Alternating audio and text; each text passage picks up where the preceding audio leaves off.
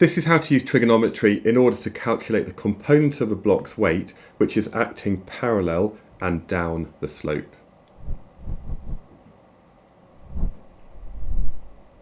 So looking at the diagram here, we've got an angle theta of 38 degrees, so quite a steep slope, and we've got a weight equal to 697 newtons. Now that weight is going to be acting vertically down because it's due to the attraction of the Earth pulling this down, but there's going to be a component of the weight which is going to be parallel to the slope and a component of weight which is perpendicular to the slope. And it's the component of weight parallel to the slope that we're interested in. So, like we always do, we're going to draw a diagram, and I'm just going to draw a right-angled triangle. Now, if I just do a vertical line down, which is just under 7 centimetres long, that's representing the weight force acting down. And there's going to be another force which is acting down the slope. So that line there is parallel to this line. And there's also going to be a force which is perpendicular to that. Okay, so what we have here really is a triangle where this side here is equivalent to the weight parallel to the slope, and this side here is equivalent to the weight which is perpendicular or at 90 degrees to the slope. So this triangle here is important. Of course, the angle up here is going to be the same as the angle here, which is equal to 90 minus 38, which means that the angle down here must be equal to 38 degrees.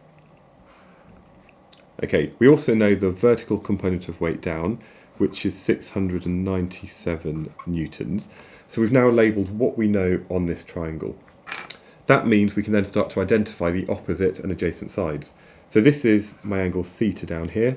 The longest side is the hypotenuse. This side here is adjacent to the angle theta, and this is the opposite side. And here, what we're trying to do is work out the value of O, the weight which is parallel to that slope. So we can say that sine theta is equal to the opposite over the hypotenuse, and that means the length of that side, O, which is also the weight parallel to the slope, is going to be equal to h sine theta, which is the weight of 697 times sine of 38 degrees. So I've made sure the calculator is in degrees mode, and this gives me a number equal to 429 newtons.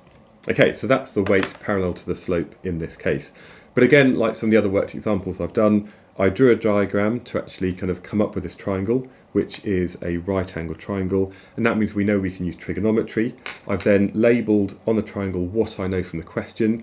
I've identified which side is which, and then that allowed me to use SOHCAHTOA to select an appropriate equation in order to work out the weight, in this case parallel to the slope.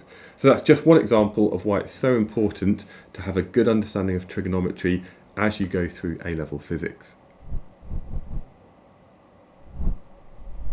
By the way, this is just one of many videos I've made covering all of the maths that you need to understand for A-level physics.